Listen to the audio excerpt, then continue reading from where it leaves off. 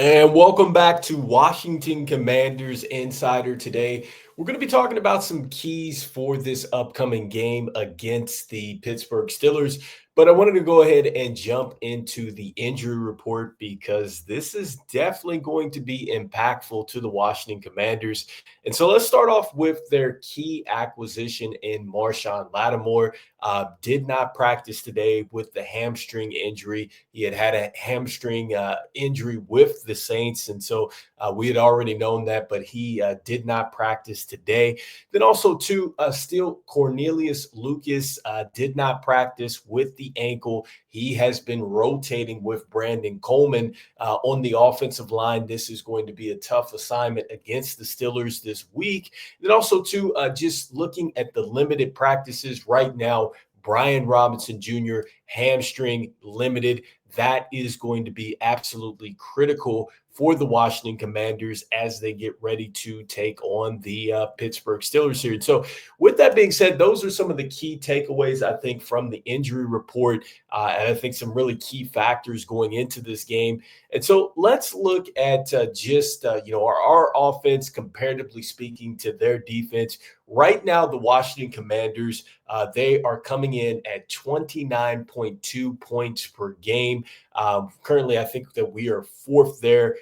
We are also third as far as third downs are concerned, too. And so, look, this is something that the Washington Commanders are absolutely going to have to lean on. I think that you're going to definitely need to score some points against this team. And I think that if you are able to score some points against the Steelers, especially this defense, because right now they are currently giving up 14, or they're at 14.9, I guess, points per game. So that is second in the NFL. So if you can get 20 plus points on this team, I definitely think you are in a good situation as far as winning the game. And so that is going to be critical for the Washington Commanders. Can they continue to keep this offense rolling? Can they continue to keep putting up points? And so, with that being said, you don't want the Commanders to go ahead and just open it up via the pass. Okay, so that leads us into this injury report with Brian Robinson, because right now the Steelers are coming in with 19 sacks. TJ Watt has 6 sacks, and I believe he's got 3.5 sacks against two NFC East teams right now, or NFC teams, excuse me. So he's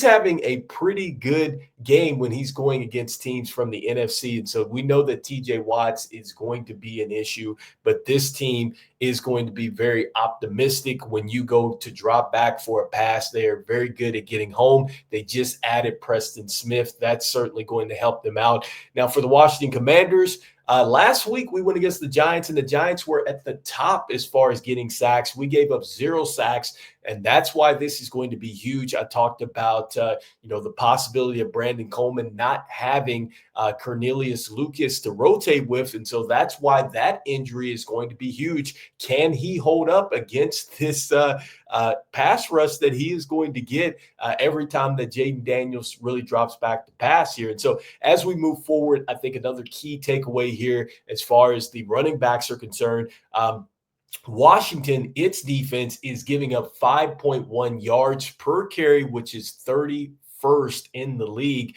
And so you know that Najee Harris has really been hot the last couple games.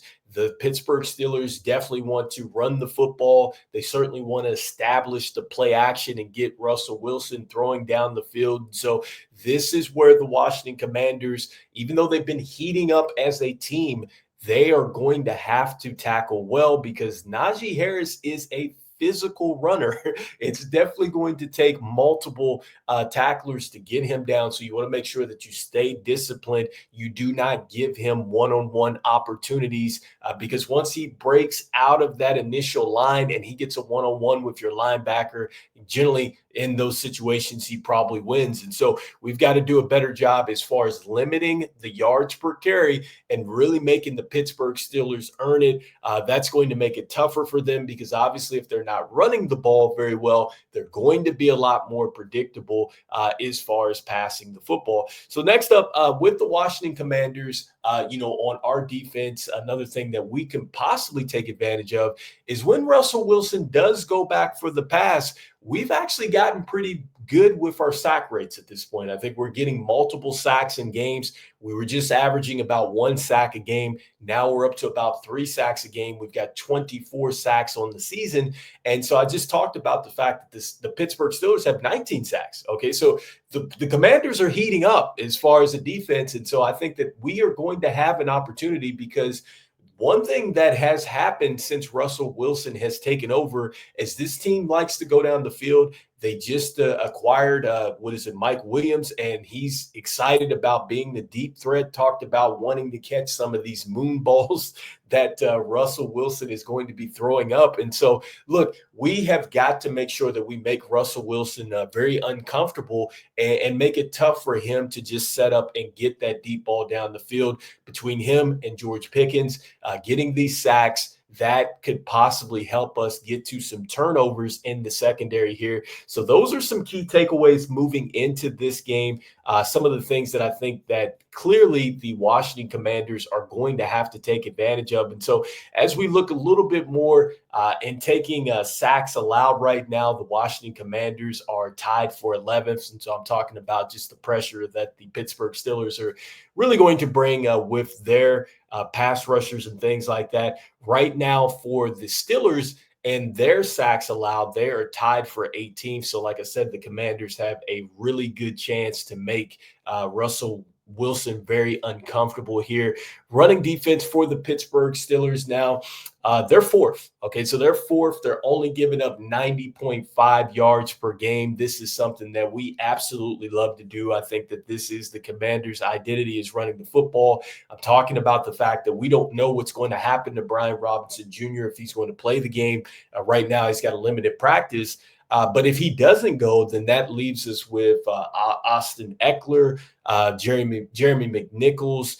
I think, right now, those might be our two primary backs going into this one. So that would be a huge factor. Obviously, Jaden Daniels is going to run the football too, but, we don't want to put him out there too much as a runner. Obviously, we want to keep him healthy. And so, that is going to be something that is certainly going to sway this game. Can we get to what we like to do from an identity standpoint? Because that opens up a lot of things on the outside for the Washington Commanders with Terry McLaurin, Noah Brown, some of those players out there on the outside working, Zacchaeus. And so we have to be able to run the football and make these Steelers respect us there.